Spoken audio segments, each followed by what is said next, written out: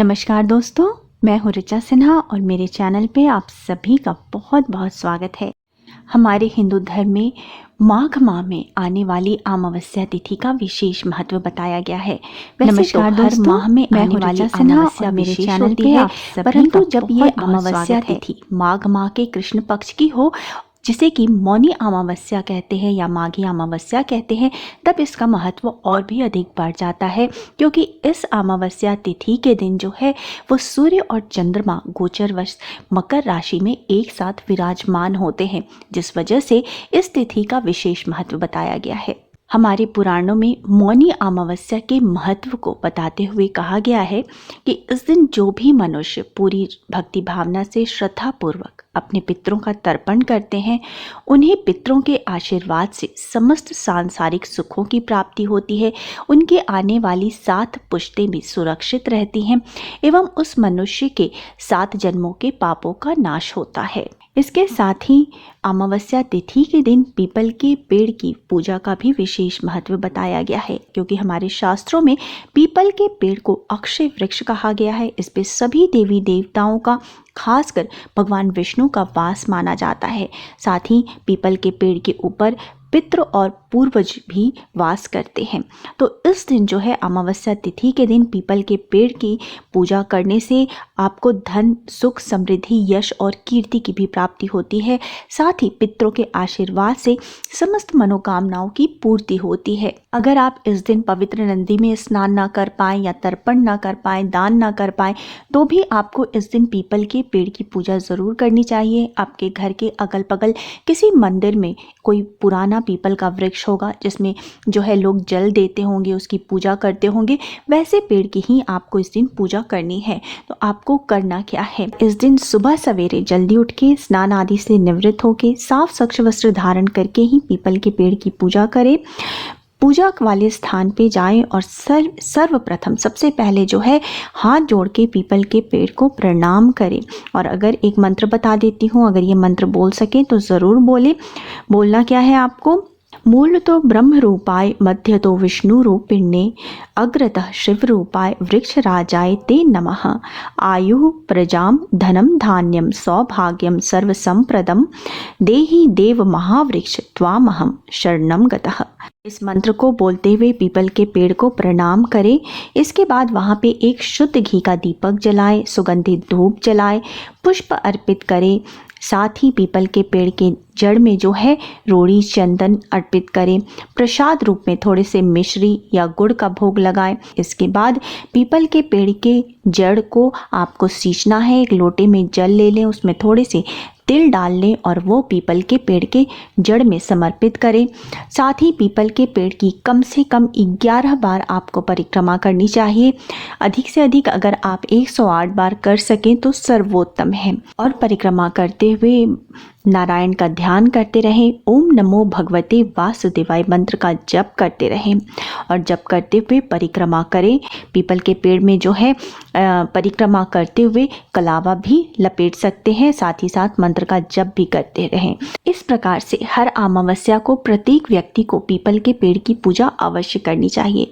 शुद्ध नदी में स्नान करना हो या फिर पितृ तर्पण करना हो, ये थोड़ा मुश्किल हो जाता है, हर किसी के लिए संभव नहीं होता, लेकिन पीपल के पेड़ की पूजा हर कोई कर सकता है।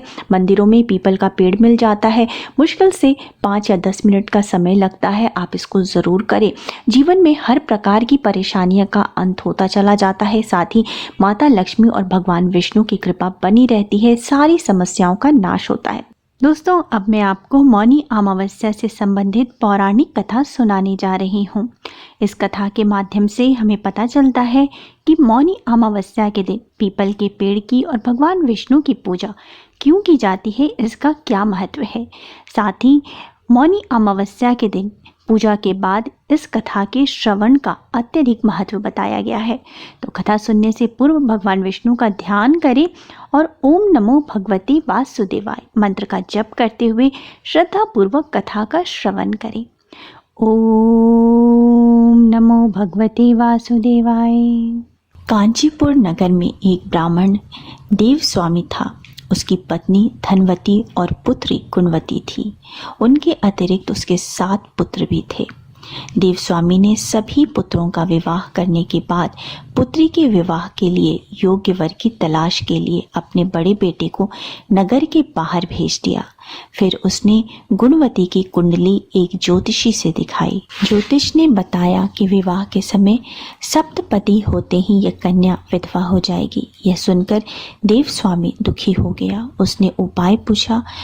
ज्योतिष ने बताया कि इस योग का निवारण सिंहल द्वीप निवासी सोमा नामक धोबिन को घर बुलाकर उसकी पूजा करने से ही संभव होगा। यह सुनकर देवस्वामी ने अपने सबसे छोटे पुत्र के साथ पुत्री गुणवती को सोमा धोबिन को घर लाने के लिए सिंहल द्वीप भेज दिया।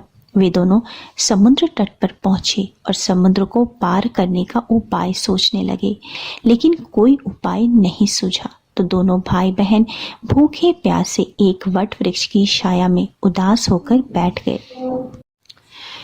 उस वट वृक्ष पर एक गिद्ध का परिवार रहता था। उसके बच्चों ने देखा कि दोनों भाई बहन दिन भर परेशान रहे। जब शाम को घोंसले में उन बच्चों की माँ पहुंची तो उन्होंने भोजन नहीं किया। बच्चों ने माँ से कहा, पहले नीचे बैठे दो प्राणियों को भोजन कराओ और उनकी समस्या का निवारण करो। यह वचन लेने के बाद ही गिद्धनी के बच्चों ने भोजन किया। अगले दिन गिद्धनी की मदद से दोनों भाई बहनों को सिंहल द्वीप पहुंचा दिया गया। वहां उन्हें सोमा का घर भी मिल गया। दोनों भाई बहनों ने सोमा को प्रसन्न करने के लिए एक योजना बनाई। वो दोनों नित्य प्रातः उठकर सोमा का घर झाड़कर लीप देते थे। इससे हैरान होकर एक दिन सोमा ने अपनी बहुओं से पूछा कि घर में कौन रोज सुबह बुहारता और लीपता है।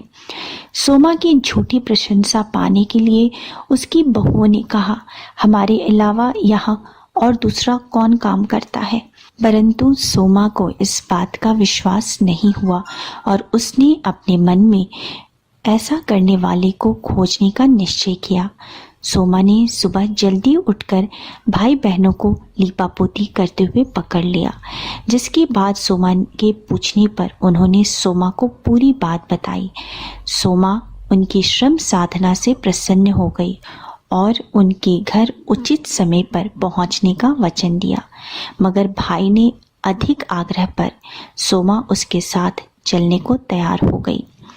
घर से चलते समय सोमा ने अपने बहुओं से कहा कि मेरी अनुपस्थिति में किसी का देहांत हो जाए तो उसका शरीर नष्ट मत करना और मेरा इंतजार करना। यह समझाने के बाद सोमा कांचीपुर पहुंच गई। दूसरे दिन गुणवती के विवाह का कार्यक्रम तय हो गया।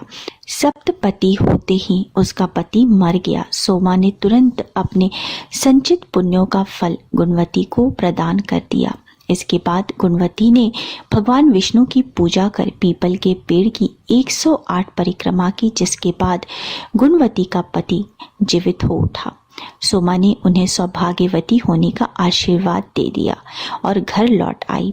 उधर गुणवती को पुण्य फल देने के बाद सोमा के पुत्र जमाता तथा पति की मृत्यु हो गई। सोमा ने पुण्य फल संचित करने के लिए मार्ग में पीपल के वृक्ष की छाया में भगवान विष्णु का विधिवत पूजन किया। पीपल के पेड़ की 108 बार परिक्रमा की। इसके बाद परिवार के मृतजन पुनः जीवित हो गए। इस कथा से हमें भगवान विष्णु और पीपल के पेड़ की पूजा का महत्व पता चलता है। माघ मास के कृष्ण पक्ष की अमावस्या के दिन अगर भगवान विष्णु और पीपल के पेड़ की विधिवत पूजा आराधना की जाए, भक्ति पूर्वक मंत्रों का जप किया जाए तो भगवान की पूर्ण कृपा प्राप्त होती है और सुख सौभाग्य में वृद्धि होती है। सभी बोलो भगवान विष्णु की जय, भगवान माता लक्ष्मी की जय। ओम नमो भगवते वासुदेवाय। दोस्तों, पीपल का पेड़ स्वयं ही साक्षात भगवान विष्णु का स्वरूप माना जाता है। जो जातक मन में श्रद्धा भाव से पीपल के पेड़ को प्रणाम करते हैं, उसे जल अर्पित करते हैं, वह उसकी पूजा करते हैं, उसे अपने इस जन्म में ही नहीं अपितु पिछले जन्मों के भी हजारों पापों से मुक्ति प्राप्त होती है। उम्मीद है दोस्तों आपको मेरा आज का वीडियो पसंद आया होगा। वीडियो पसंद आया है तो वीडियो को लाइक ज़रूर कर दीजिएगा, परिवारजनों के साथ, दोस्तों के साथ शेयर शेयर कीजिएगा और मेरे चैनल को सब्सक्राइब करना मत भूलिएगा। मिलते हैं अगले वीडियो में, तब तक स्वस्थ रहिए, सुरक्षित रहिए और अपना बहुत बहुत ध्यान रखिए। जय माता दी।